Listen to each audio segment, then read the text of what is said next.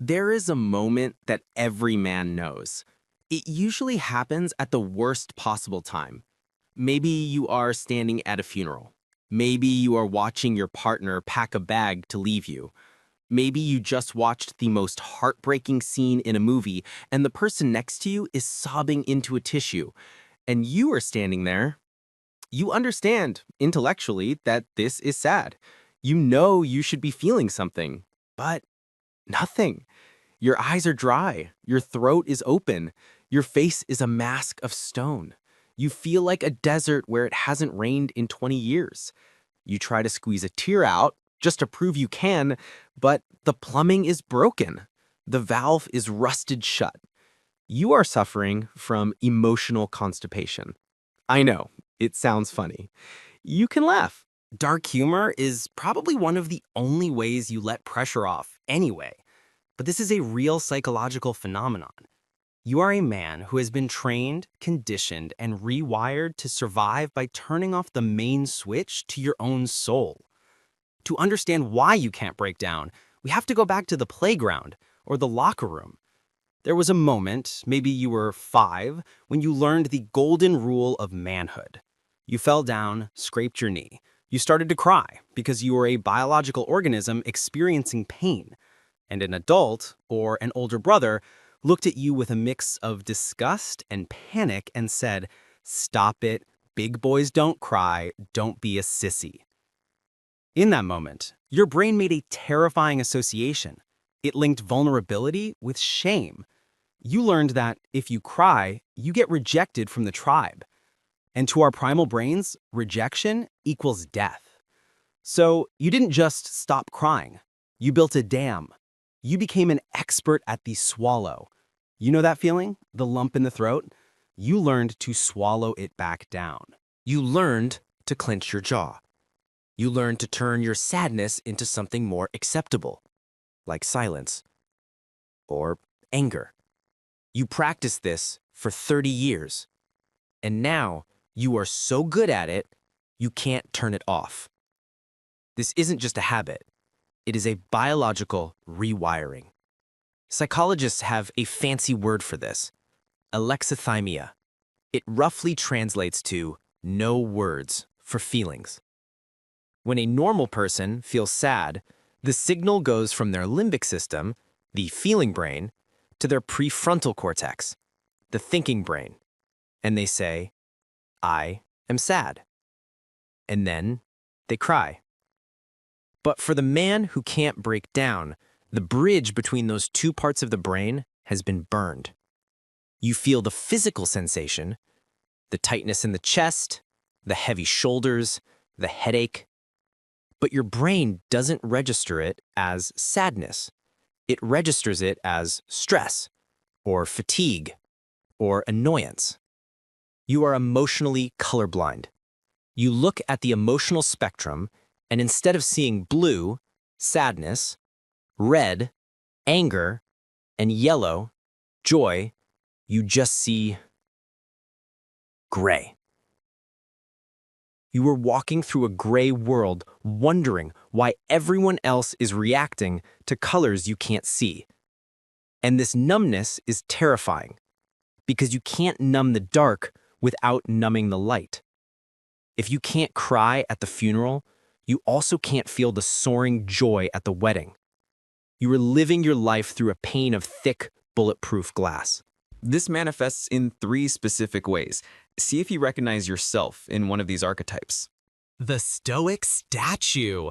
This is the most common. You believe that your value lies in being the rock.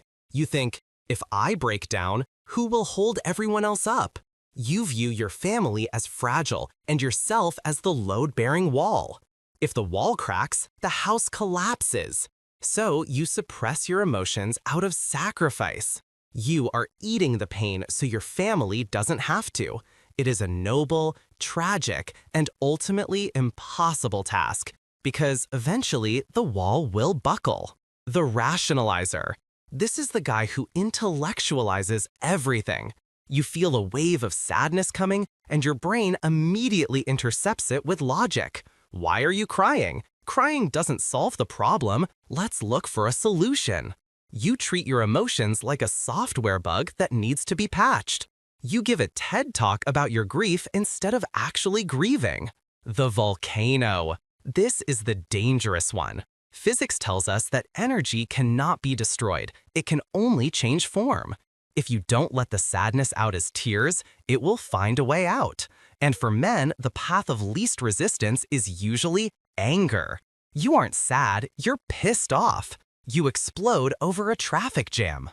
You scream at the referee on TV? You punch a wall? That rage? That is fermented grief. That is sadness that sat in the dark for too long and turned into poison. The problem with being a dam is that the water has to go somewhere. If it doesn't come out your eyes, it goes into your body. There is a book called The Body Keeps the Score, and it is literally about you. The man who can't break down is the man with the chronic back pain, the man with the high blood pressure and the heart attack at 50. Your body is weeping on the inside because you won't let it weep on the outside. You are carrying a literal ton of unprocessed trauma in your lower back, and you are wondering why you are so tired all the time. You are tired because it takes an immense amount of energy to hold a beach ball underwater. You are spending 90% of your daily energy just keeping the dam from bursting.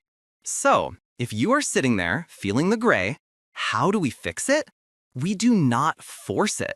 If you try to force a breakdown, you will just lock up tighter. We have to use stealth. Step 1. You cannot break down in front of people yet. It feels too unsafe. Your alarm bells will ring. You need to be alone. The car is a great place. The shower is a great place. You need a space where if the dam breaks, there are no witnesses. Step 2. You can't just decide to cry about your life. It's too direct. It's too heavy. You need a proxy. You need to use art to bypass the security guard in your brain. Movies are the best tool for this. Find a movie that destroys you. Field of Dreams, The Lion King, Interstellar, Coco. Watch it alone. And when the sad part comes, let yourself feel it for the characters. It is safer to cry for Mufasa than it is to cry for yourself. But here is the secret. Once the tap is open, the water that comes out is your water. Step 3. You have to update your definition of strong. The old definition was strength is feeling nothing. The new definition is strength is processing everything. A strong pipe is not one that is blocked solid. A strong pipe is one that allows high-pressure water to flow through it without bursting. Being a man isn't about blocking the flow. It's about having the capacity to let the flow move through you. I want to tell you about the other side. The first time you finally let go, the first time you truly ugly cry, the kind where you can't breathe and your face is a mess, you will think, if I start, I will never stop. But you will stop, and when you do, you will feel something you haven't felt in years, lightness. You will feel like you just put down a backpack you've been hiking with for a decade. You will sleep better than you have in your entire life. You are not weak for breaking down. You are a human being, and human beings are designed to leak. It is okay to just be a man, sitting in a car, feeling the weight of the world. Let it rain. The sun will come out after. It always does. Thank you for being here. Subscribe for more.